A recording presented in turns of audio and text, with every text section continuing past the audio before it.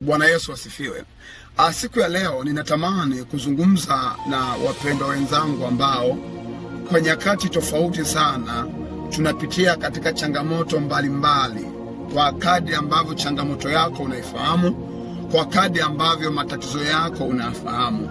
Watu wengi tumekuwa na utaratibu, tunapopitia katika changamoto tumekuwa ni watu wepesi sana wa kuweza kuwasimulia, iwe ni ndugu zetu au majirani au watu ambao kwa sisi tunaamini ni watu ambao wanaweza wakabeba mizigo yetu.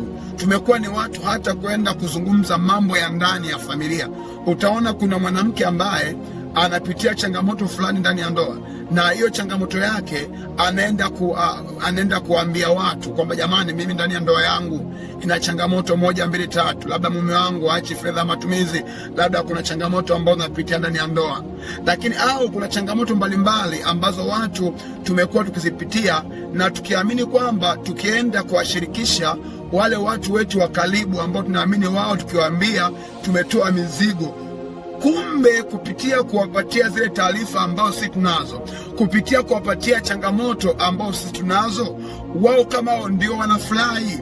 Wanapoona wewe unapitia kwenye changamoto ya ndoa, unapoenda kumshirikisha mtu, kuna mtu kaenda kumshirikisha kihali ya kibinadamu, ataonekana kama anakusapoti, anakushauri, lakini katika hali ya ndani ya moyo wake ni mtu ambaye yawezekana anafurahi. Kwa sababu gani? Yawezekana hata huyo mtu ambaye unamsimulia kwa habari ya changamoto zako, na yeye anapitia changamoto kama hiyo hiyo. Kwa hiyo unapoenda kumwambia kwamba mimi napitia changamoto fulani, kwa asilimia nyingi watu wengi huwa ni kama wanafurahia changamoto yako. Kwa ni watu wachache sana ambao wana uwezo wa kufurahia mafanikio yako. Wanatamani unapopitia changamoto wao kwa ni furaha. Kwa kuna wakati ambapo unapopitia changamoto, hebu nenda kamtangulize Mungu wako. Hakuna sababu kila changamoto ambayo unapitia unaenda kumwambia mwanadamu. Kila changamoto ambayo unapitia unaenda kumwambia mwanadamu. Ninatolea mfano mmoja.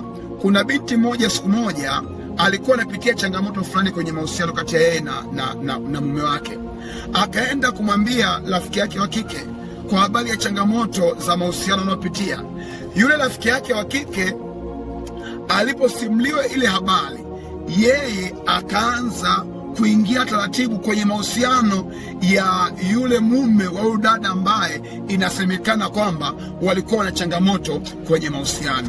Na kuna wakati mwingine, mimi ninakushauri sana mpendwa, unapopitia changamoto aina yoyote, hatua ya kwanza, nenda kwenye madhabahu ya Mungu aliye hai. Na hiyo madhabahu ya Mungu aliye hai, ukienda kumwambia changamoto yako, yeye ni Mungu ambaye atakujibu kwa wakati wako, atakujibu kwa sawasawa na ile haja ya moyo wako. Tunajua ni kweli changamoto, ni kweli una machozi, lakini sio mwanadamu wa kumwamini. Leo hii utamwambia mwanadamu siri yako, kesho utaona barabarani hiyo siri yako tayari imeshaenda kwa watu. Na hakuna gasili ya watu wawili kwamba unapitia changamoto ukamwambia rafiki yako na yeye rafiki yako aweke siri. Sio kweli. Tumeona mara nyingi sana hata wale watu ambao wanajiita prayer warriors, wale watu ambao unawaamini sasa kwamba huyu mtu nina maombi yangu nishirikishane naye ili tuweze kuombea. Kama unaona ni jambo la siri ambalo hata mtu mwingine haruhusi kulijua, bora uende mbele za Mungu wewe mwenyewe. Nenda madhabahuni, nenda kamombe Mungu. Leo hii watu wana siri, utaenda kumwambia mtu jambo lako ili kwamba akaliombee. Watu wamekuwa ni watu ambao hawatunzi siri za watu kwenye mioyo yao. Wanatamani wanapoona watu wengine wanapitia kwenye changamoto, hawatamani kuona watu wanapitia katika hali ya amani.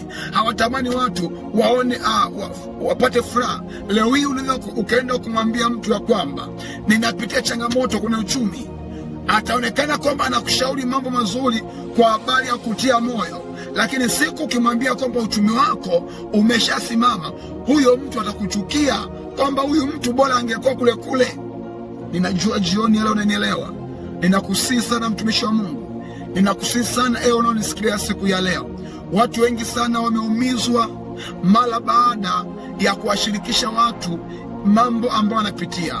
Watu wengi wametoa machozi kwa habari ya mambo wanayopitia mara baada ya kwenda kuwashirikisha watu ambao waliwaamini, watu ambao waliamini kwamba wakienda kuwapa taarifa zao kama watawasaidia, kumbe wamewaumiza, kumbe wamefanya mioyo yao ilie, kumbe wamefanya nafsi zao zisononeke, kumbe wamefanya maisha yao yaendelee kuwa na machozi. Ndio maana leo hii utaona kwamba marafiki hawaongei, marafiki wamegombana kabisa, kwa sababu walishare aina moja ya taarifa yenye maumivu. Mtu mmoja wapo akaachilia zile taarifa kwa watu wengine, mtu mmoja akavujisha siri.